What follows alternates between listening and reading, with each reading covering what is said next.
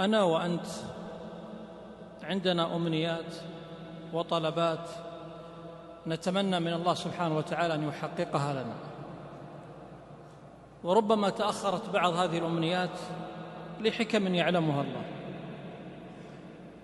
أنا بعطيك طريقة من الطرق التي دلنا عليها النبي صلى الله عليه وسلم، إذا نحن طبقناها فإنه بإذن الله تعالى تتيسر تلك الأمنيات ويحقق الله لنا بعض الأحلام والطموحات التي كنا نتمناها. هذا العمل يسير جدا، وهو مساعدة الآخرين. قال صلى الله عليه وسلم: من يسر على معسر ماذا يستفيد؟ يسر الله عليه في الدنيا والآخرة. إذن أنت عندك عسر، عندك مريض، عندك معاملة تأخرت، عندك مرض، أيا كان الأمر الذي تعسر عندك، حينما تيسر على محتاج فإن الذي يتولى تيسير أمورك الصعبة ليس شخص ولا جهة، الذي تكفل بتيسير هذا الأمر العسير هو الذي بيده مقاليد السماوات والأرض. خذ الحديث، 3 ألفاظ نبوية تؤدي نفس الغرض. هذا اللفظ الأول: من يسر على معسر يسر الله عليه في الدنيا والآخرة.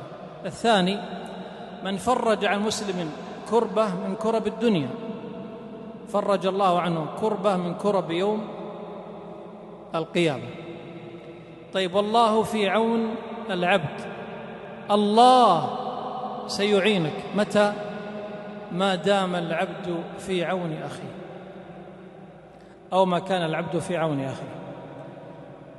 بعض الناس إذا سمع مثل هذه الكلمات التيسير والمساعدة مباشرة ينصرف ذهنه إلى النقاط أو الأمور المالية. هذا غير صحيح.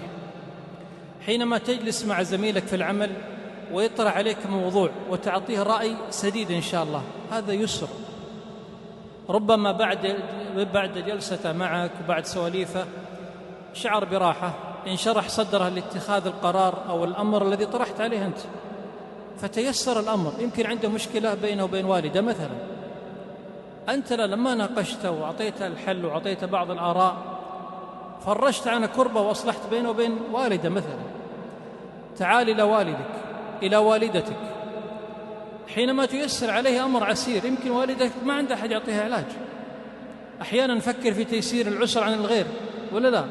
ويمكن أقرب الناس لك يحتاج أن تيسر له أمره.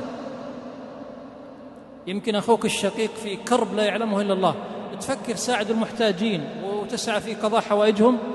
أخوك الشقيق، أختك بحاجة، عندها هموم بينها وبين زوجها، اسمع منها يا أخي، اجلس معها يا أخي. لا، إذا فيه تيسير لازم فلوس مو بلازم يا أخي. التشجيع تيسير، التحفيز تيسير.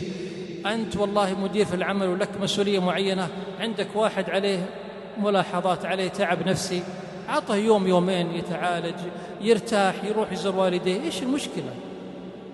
هل سينتهي العمل وتسقط السماء على الأرض؟ خاصة إذا كان الشخص صادق طبعا ويحتاج مثل هذه المساعدات. طبعا ليس الكلام على الإطلاق. المقصود أيها الأحبة، حاجاتكم إذا أردتم أن تقضى فيسروا على الناس.